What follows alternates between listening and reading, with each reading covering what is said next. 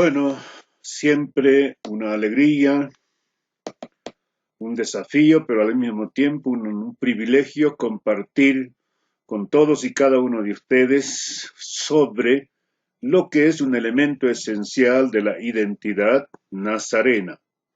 En esta ocasión quiero hacer un énfasis sobre nuestra herencia wesleyana de santidad, ¿no? Nuestra herencia wesleyana de santidad, ¿ok? Muy bien, entonces hablamos, pero antes de ir al punto mismo del asunto, permítame hacer esta aclaración. Cuando nosotros hablamos de lo que es arminianismo y wesleyanismo, debemos tener muy bien en cuenta que no estamos detrás de opiniones de Arminio ni de opiniones de Wesley solamente, sino que estamos nosotros rescatando, sosteniendo, identificándonos con lo que dijo Arminio acerca de la palabra del Señor y con lo que dijo Wesley acerca de la palabra de Dios. En otras palabras, estos dos siervos de Dios fueron muy cuidadosos y muy bíblicos en la presentación de las enseñanzas y de las doctrinas que han afirmado, que han enseñado en su debido momento. Y por lo tanto, nosotros estamos de acuerdo con esos aportes que son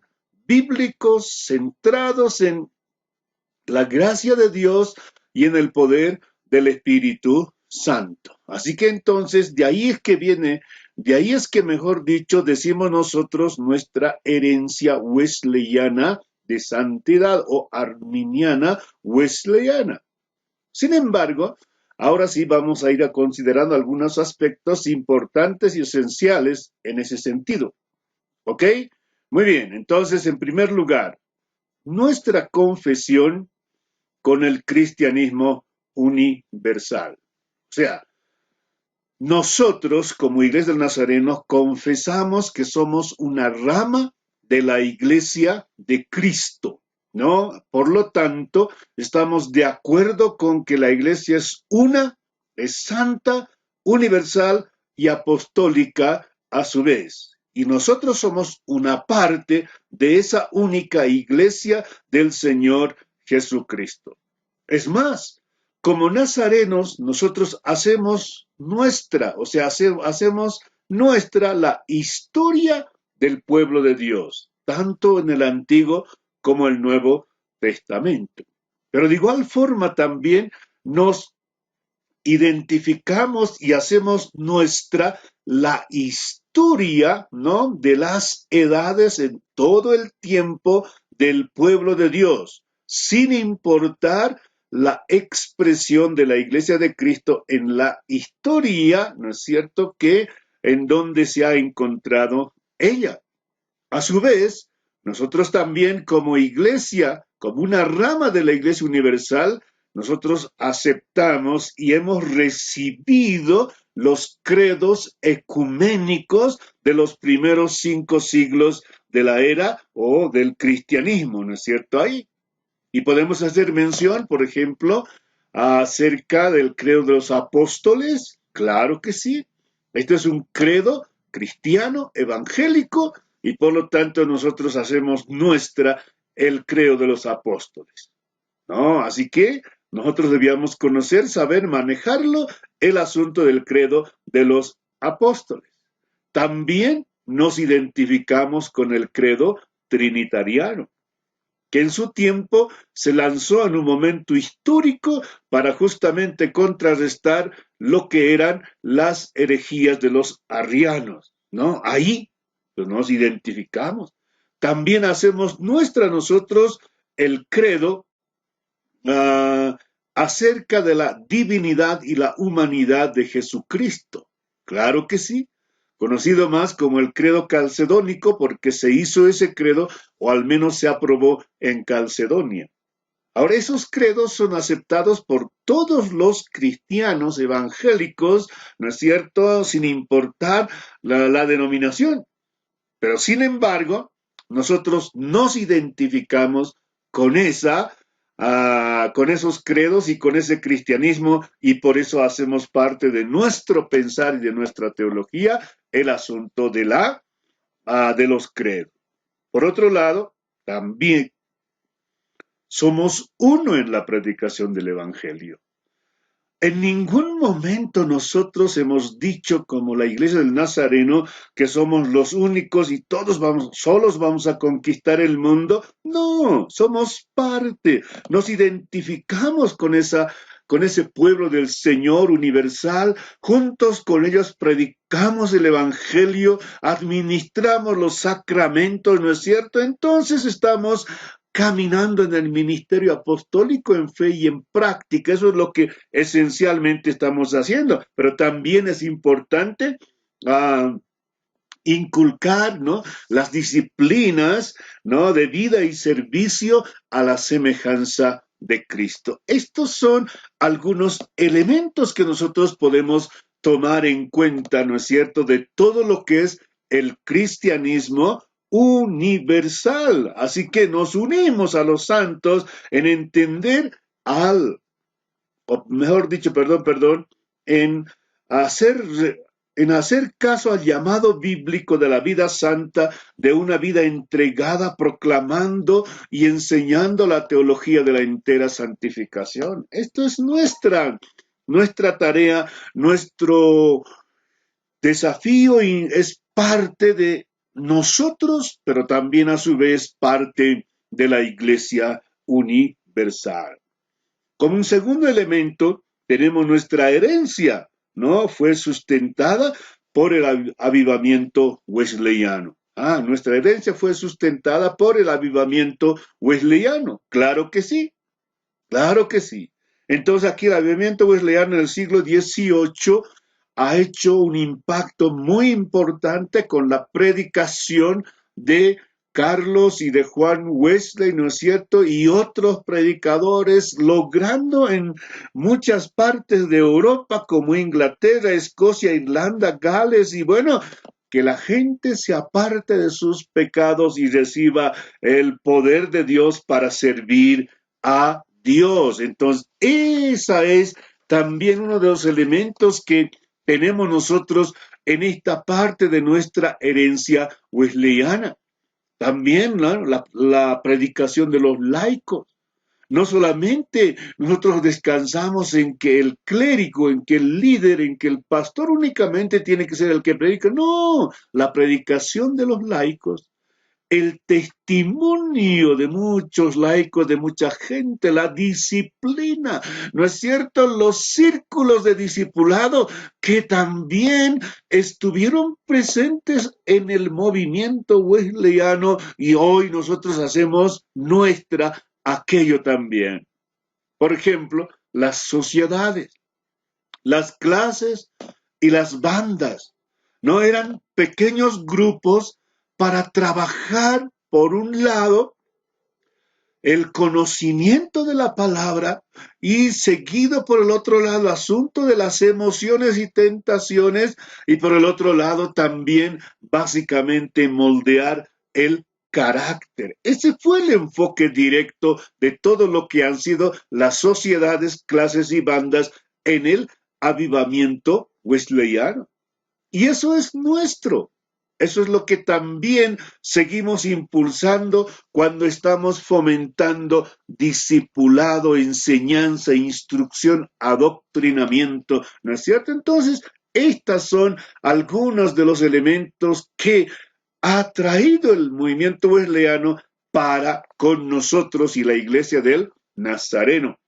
Otras contribuciones distintivas del wesleyanismo, por ejemplo, el énfasis en la entera santificación. Claro, es que la Biblia habla claramente de la santificación y de esa entrega completa, hace un énfasis, ¿no? Y eso es gracias, ¿no?, a la gracia de Dios para la vida cristiana. Y por lo tanto, podemos nosotros decir, junto con los wesleyanos y los nazarenos de los siglos que han transcurrido, que nosotros predicamos la entera santificación y la santidad para reformar el continente y para diseminar la santidad bíblica en todas las tierras, en todos los lugares. Así que entonces, esa es la razón. Y nosotros estamos comprometidos en esa tarea, ¿no es cierto? Y bueno, pues ya entrando al siglo XIX, se ha desarrollado ya allí por lo que es hoy Estados Unidos, ¿no? Un énfasis renovado en la santidad, una búsqueda de santidad en todo el mundo, ¿no? Y se han instaurado campañas o cultos campestres de santidad, de renovación, ¿no? De búsqueda wesleyana de la santidad que está en la palabra del Señor. Así que entonces, tome en cuenta esto, ¿no? Que es realmente importante. Ahora, como un segundo elemento importante de nuestra herencia wesleyana es que nuestra unidad en la santidad bíblica. Y cuando hacemos este énfasis nosotros, realmente tenemos que reconocer el ambiente que se vivió ahí, ¿no es cierto?, en el siglo XIX, ya muy entrado a ese siglo, incluso hasta el siglo XX, podemos decir, ¿no es cierto?, un movimiento de santidad, un énfasis, una renovación, una promoción de la santidad, ¿no es cierto? El avivamiento de santidad en ese tiempo trascendió los linderos del metodismo. Y ahí es donde surgieron con más fuerza, ¿no? La auspiciación de las reuniones campestres de santidad en todos los Estados Unidos. Y ahí entonces venimos, ¿no es cierto?, a hablar de algunos elementos, por ejemplo, como en 1843, cuando aparece y comienza la iglesia metodista wesleyana, ¿no es cierto?, básicamente como producto de esos movimientos y avivamientos. Y más adelante, 1890, cuando se comienza a levantar una nueva ola de grupos de santidad independientes, ¿no es cierto?, haciendo tanto énfasis en la santidad, tanto misiones urbanas, hogares de rescate, asociaciones de evangelismo, incluso desafíos misioneros. Eso es lo que estaba pasando en ese entorno ahí, ¿no?, por el avivamiento de santidad que se había dado. Pero allí por marzo más o menos, ahí en el 1890, la Iglesia de Santidad se unieron para formar una asociación evangélica de santidad, ¿no es cierto? Y ahí es donde básicamente aparecen algunos indicios de lo que hoy es para nosotros la Iglesia del Nazareno. Y bueno, más adelante, algo importante. En noviembre de 1896 se estableció la Asociación de Iglesias Pentecostales de América. Y más adelante, en 1904, también, ¿no?, se estableció la Iglesia de Cristo de la Santidad. Bueno, son grupos importantes y ahí es que nosotros lo mencionamos. Pero en 1895, ¿no?, surge la Iglesia del Nazareno en octubre de ese año con el reverendo Phineas Bresey. Y bueno, ahí es donde comienza. Más o menos, dicen los historiadores, con 100 personas aproximadamente se organizó la Iglesia del Nazareno en Los Ángeles, California. Desde sus inicios la denominación predicaba la realidad de la entera santificación recibida mediante la fe en Jesucristo. Esto es lo que realmente pasó. Y posteriormente, bueno, ocurrieron algunos hechos importantes, ¿no? Algunas uniones de otras denominaciones, podemos decir, de otras iglesias de santidad en un cuerpo nacional e internacional. Así que entonces, desde ahí comenzamos y seguimos, ¿no?, hasta nuestros días trabajando en la misma dirección. Una fecha importante es que en octubre de 1907 ocurrieron varias uniones. ¿no? Por ejemplo, en ese año, en ese tiempo, se unió la Asociación de Iglesias Evangélicas Pentecostales, de Iglesias Pentecostales de América, ¿no? Y la Iglesia de Cristo de la Santidad, que más tarde se han unido con la Iglesia del Nazareno, ¿no? Entonces, hay fechas importantes y en septiembre de 1908, de igual manera, ¿no es cierto?, se unió la Confederación Pensilvania de la Iglesia Cristiana de la Santidad. Y así, y entonces ahí es donde en una asamblea comienza a surgir, ¿no es cierto?, esta unión y también se establece una fecha oficial de la fundación de la Iglesia del Nazareno. Y esto es el martes 13 de octubre de 1809, más o menos a las 10:30 de la mañana. Con gran entusiasmo, la asamblea aprobó la unión, ¿no?, por voto unánime. Luego entonces nace, ¿no?, una iglesia que ahora era Iglesia del Nazareno Pentecostal. Pero en ese entonces la palabra pentecostal significaba santidad, era sinónimo de santidad. Ya con el transcurrir del tiempo, la palabra pentecostal comenzó a tener otro sentido, otro enfoque. Es por esa razón que en la Asamblea General de 1919 se quita el nombre pentecostal y quedamos con solo Iglesia del Nazareno. ¿Por qué? Porque la palabra pentecostal había cobrado un nuevo sentido ya para esa ocasión. Así que, entonces, esto es lo que nosotros tenemos en la parte histórica. Y bueno, ustedes pueden leer más sobre esto en el manual y hay un documento aparte también que se maneja en esa misma dirección, en ese mismo sentido, ¿no es cierto? Ahí. Pero como tercer punto, acá, permítanme hacer un resumen de nuestra herencia arminiano-wesleyano. Y quisiéramos, ¿no?, tener significativamente aquí nosotros algo muy, muy claro y pertinente en este sentido. Así que entonces entramos a eso, ¿no? Como un primer elemento, la importancia de descubrir y sacar provecho de la herencia espiritual dejada por nuestros antepasados. Claro que sí, lo que hemos recibido, el ejemplo que nos han dado y lo que nosotros hemos recibido entonces. Como dice ahí en 2 Timoteo capítulo 1, versículo 5, trayendo a la memoria la fe no fingida que hay en ti, la cual habitó primero en tu abuela Loida y en tu madre Eunice, y estoy seguro que en ti también. Esto fue realmente fabuloso y yo creo que mucho de aquello hemos recibido nosotros también. Por otro lado, el reto de buscar y recibir la experiencia de la entera santificación basada en la muerte de Cristo. Esta es la otra herencia.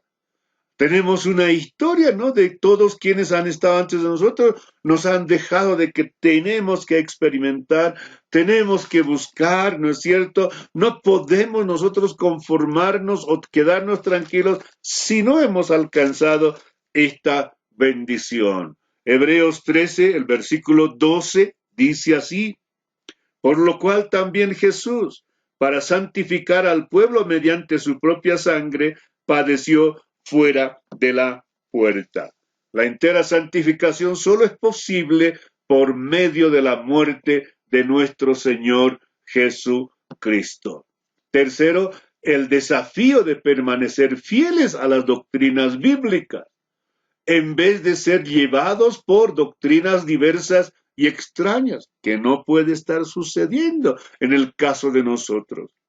Tenemos que nosotros ser hombres y mujeres que permanecen fieles a las doctrinas bíblicas. Y dice allí en Hebreos 3, el versículo 9, no os dejéis llevar de doctrinas diversas y extrañas, porque buena cosa es afirmar el corazón con la gracia, no con viandas que nunca aprovecharon a los que se han ocupado de ellas. Así que tenemos que nosotros verdaderamente, ¿no es cierto?, quedarnos y tener la doctrina bíblica. Pero también otro elemento, seguir las huellas de los grandes siervos de Dios que no se dieron por satisfechos con un estudio superficial de las Sagradas Escrituras, sino que se dedicaron año tras año a profundizar en su conocimiento. Así que no está bien quedarnos tranquilos. Tenemos que ser gente que conoce más y aprende más, estudia cada vez y profundiza estas verdades que están en la palabra del Señor. Segunda Timoteo 2:15 dice, procura con diligencia presentarte a Dios aprobado como obrero que no tiene de qué avergonzarse, que usa bien la palabra de verdad. Y eso es lo que tiene que ser nuestra preocupación. Ahí es donde tenemos que identificarnos de una forma concreta y clara. También, por otro lado, la necesidad de defender la verdad con vigor, simultáneamente mantener un espíritu de tolerancia y paciencia con los que no la comprenden. Claro que sí.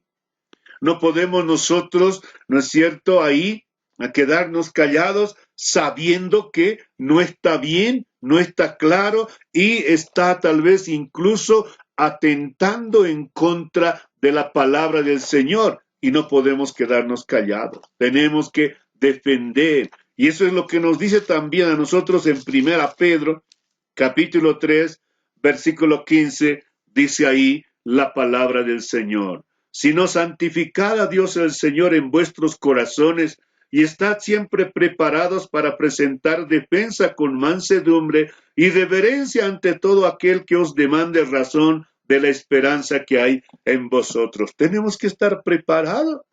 No podemos estar tampoco cayendo de ingenuos, ¿no es cierto?, en medio de esas situaciones. Así que entonces tome en cuenta eso. Otro, la urgencia de buscar con diligencia lo que la palabra de Dios enseña y abandonar nuestros prejuicios doctrinales, especialmente si animan a vivir en pecado. No podemos nosotros estar dejando ese tipo de insinuaciones y ese tipo de enseñanzas en los círculos de la iglesia del Nazareno.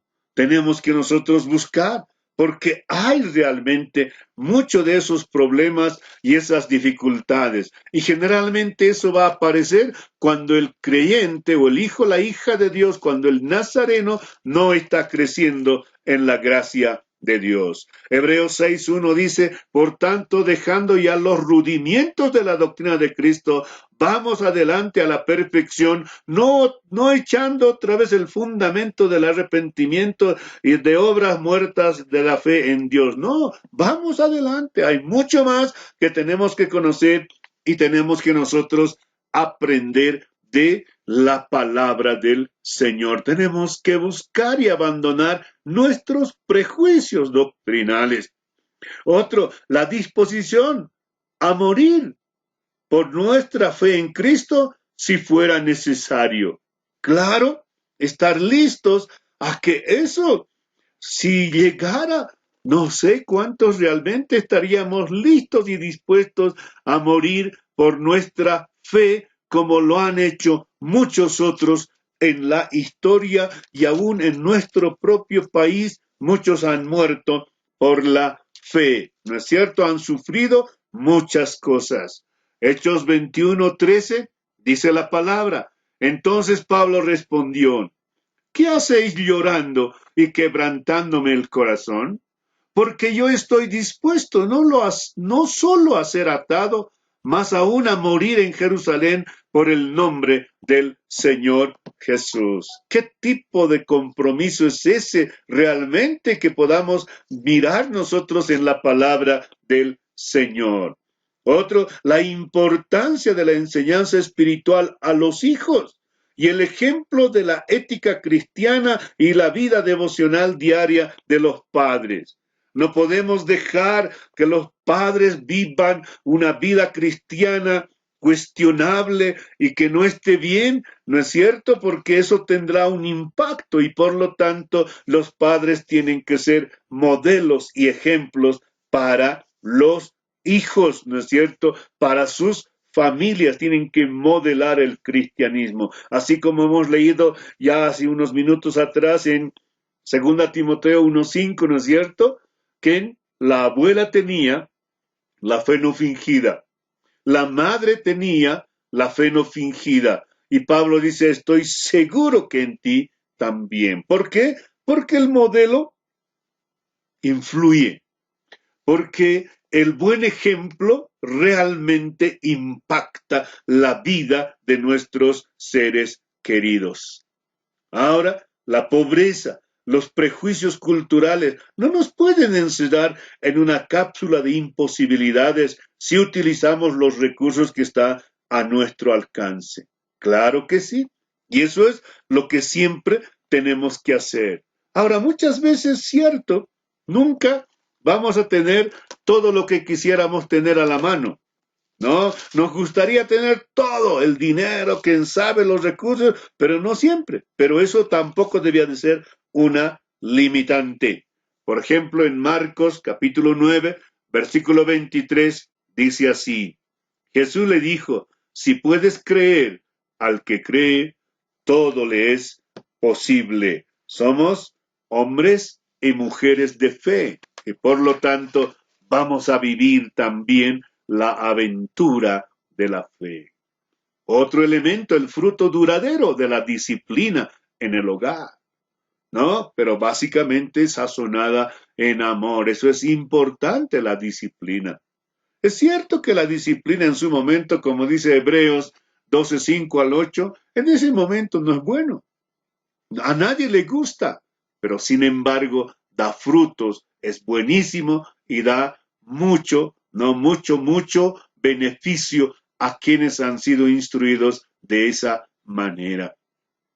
El tiempo a solas con Dios no es opcional, es un deber. El nazareno, la nazarena, si realmente quiere desarrollarse y vivir una vida conforme a la imagen y semejanza de Dios, pues tiene que tener estos tiempos importantes y necesarios. Claro que sí. Y solamente aquí quiero traer a tu memoria este versículo de primera a los Tesalonicenses 5:17, que dice, orad sin cesar. Ok, de manera permanente y continua. Así es como tiene que darse en nuestras vidas. Querido joven, querida señorita, hermano, hermana, pueblo del Señor, no podemos nosotros dejar de lado este aspecto de la vida devocional. Esto es la manera de nutrirnos y de ir desarrollando una vida que lleva a la madurez para la gloria del Señor. Reconocer también que la vida santa no atrae a todo el mundo. No es algo que guste a todos, incluso en el seno mismo de las denominaciones. Tal vez hasta te van a decir, vos eres el santo, para vos la santidad es posible. Vas a escuchar esas cosas. ¿Por qué? Porque sencillamente a muchos cristianos de otras confesiones de fe no les agrada, no es de su preferencia el asunto de la santidad. Por esas cuestiones, ¿no? Ahí. Y entonces van a venir las diferencias. Ahora, una de las cosas que siempre debes recordar es que la salvación no se recibe por obras, sino por la fe en Jesucristo el Señor. Claro que sí, no hay otra manera. No somos nosotros los que logramos nuestra salvación. No, somos salvos por la gracia y por el accionar de Dios en nuestras vidas, tal como lo dice Efesios 2:8, dice, ¿no? Porque por gracia sois salvos por medio de la fe, y esto no de vosotros, pues es don de Dios. Ahí está, de una forma clara y concreta. ¿No es cierto? Bueno, el Espíritu da testimonio a nuestro espíritu de que somos hijos de Dios. Claro que sí.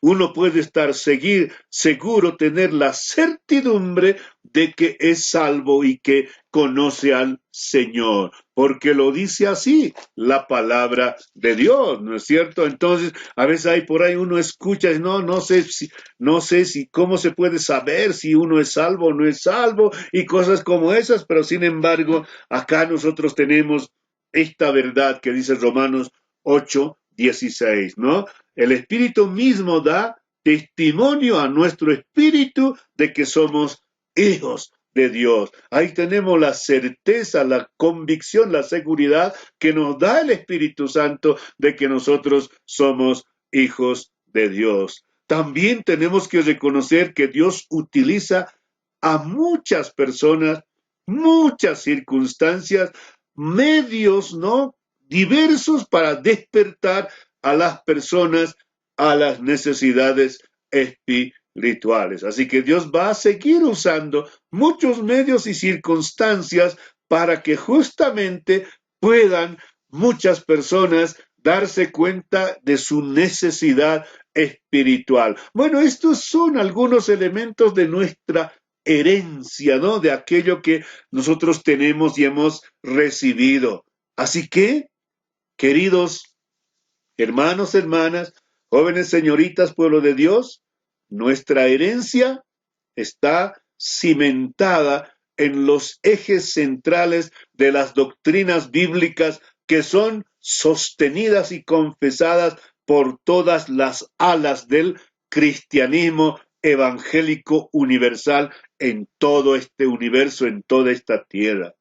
Nuestra herencia arminiana wesleyana se ha fortalecido, ¿no? Con los aportes que este movimiento ha dejado y nos ha dado, como por ejemplo el asunto del discipulado, el énfasis en la entera santificación, la importancia de la santidad. Es más, la santidad ha sido el elemento que ha unido a los diferentes grupos, ¿no es cierto?, que estaban en la misma dirección y con la misma preocupación. Esta es la razón por la cual hoy por hoy nosotros podemos decir que somos una iglesia de santidad. Nuestra herencia arminiana wesleyana es claramente sostenida con la misma palabra de Dios, y por lo tanto no debemos nosotros sentir pena ni temor de afirmar